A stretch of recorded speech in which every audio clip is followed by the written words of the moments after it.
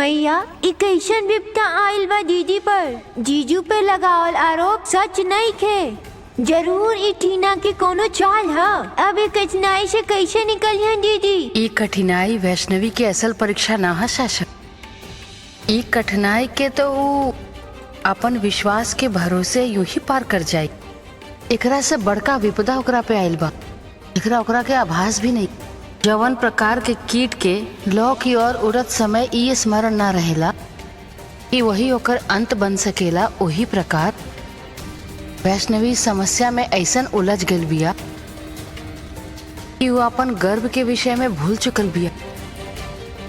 वो गर्भ के जीवित रखे खातिर गर्भाहट के आवश्यकता है। यदि समय रहला पे वो अपन गर्भ के न ढूंढलस तो वो गर्भ सदैव खातिर नष्ट हो जाए। गर्भ त नष्ट होके रही षष्ठी। काहे कि टीना ऐसन चल चलल बिया जेकर कारण वैष्णवी के कोनो और विषय के बारे में सोचे के समय ही न मिली। बुराई के सीमा होखेला माते। टीना के बुराई के अंत भी शीघ्र ही हुई। सीमा अवश्य होला षष्ठी, किंतु टीना के समक्ष हम खड़ा बानी और ऊ बुराई के आयु बढ़ावे के कार्य हम करम। अब जब तक टीना के सच्चाई सबके सामने आई तब तक वैष्णवी के गर्भ नष्ट हो चुकल हुई।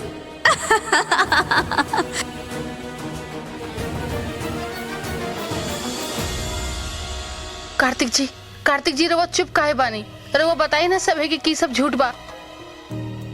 बोली ना सबके। रवा क्रैट्स, प्लीज ट्रस्ट मी क्रैट्स।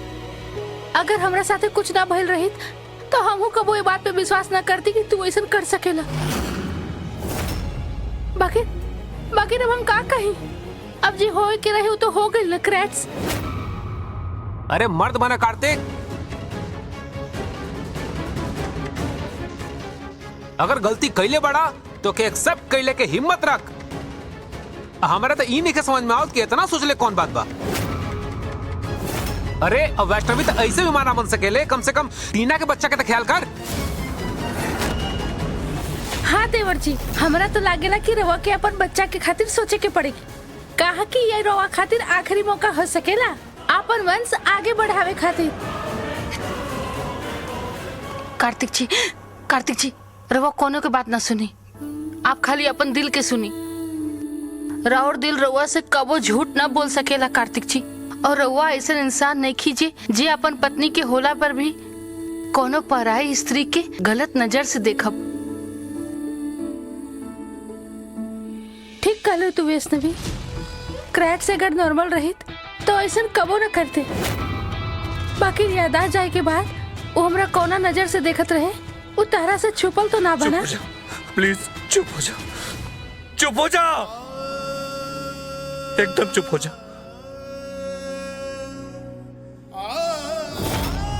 हमके कुछ समझ में ना आवत कि का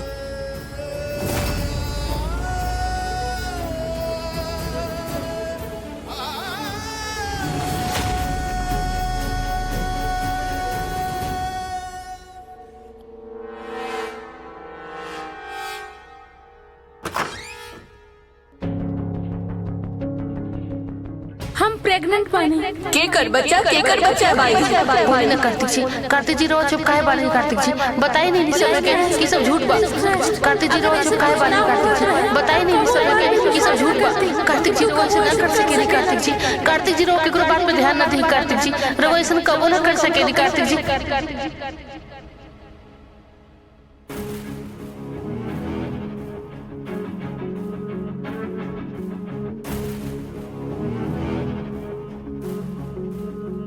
जब रउआ पे इतना भरोसा बा तो रउआ खुद पे शक काहे करता नहीं? कार्तिक जी काहे चले नहीं है रउआ वहाँ से? जब रउआ कुछ कैले ही नहीं खे तो सबके कुछो कह देला से का फर्क पड़ेला? कार्तिक जी रउआ बस अपन दिल के सुनी।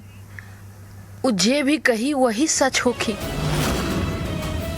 और हम जाना तानी कि उ का कही।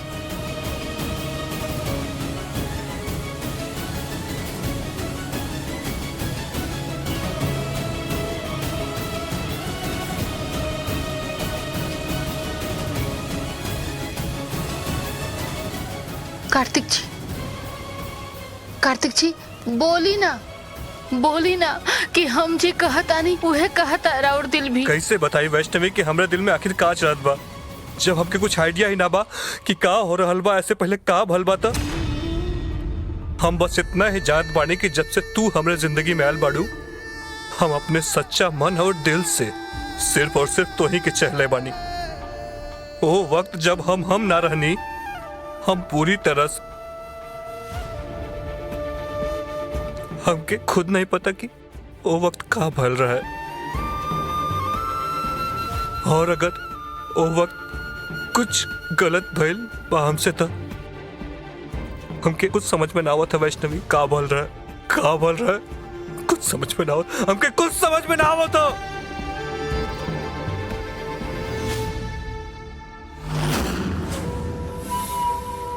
मम्मी जी इक्का दुक्का तो हमू जाने नहीं, बाकी रास्ता कमाले हो गए। अरे वैष्णवी देवर जी पे आंख बंद करके भरोसा करतिया, सभे से लड़तिया, और यहाँ देवर जी के खुद ही भी भरोसा नहीं है। सोची ना, वैष्णवी अपन माई बने के क्षमता और देवर जी दोनों के एक साथ ही खो दिलस। वैसे रवा का लगेला टीना के बात में जरा भी सच्चाई बा? अरे सच ना सही झूठे सही, लेकिन का बढ़िया झूठ बोलले बिया टीना। और जो झूठ के चिंगारी हमरा हाथ में पकड़ौले बिया ना, ओके हवा दे दे के ओके आग बना के वैष्णवी के जिंदगी के राख कैसे बनाए के बना, ये हम अच्छे से जाना था। नहीं चला